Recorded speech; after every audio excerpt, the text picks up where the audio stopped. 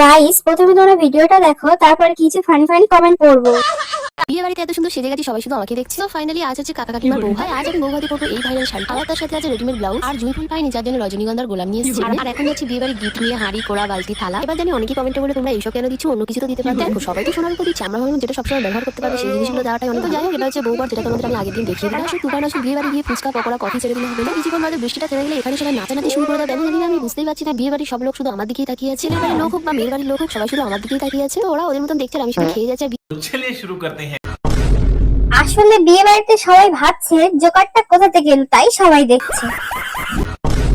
ওরা সবাই ভাবছিল যে এই ছাপুটা সব জায়গায় হাজির হয়, বউটার থেকে বেশি সেজেছে তো তাই দেখছে। নতুন বউ কি মুখে রং মেখেছে নাকি? নেক্সট ফানি ভিডিও দেখার জন্য চ্যানেলটি তাড়াতাড়ি সাবস্ক্রাইব করে নাও।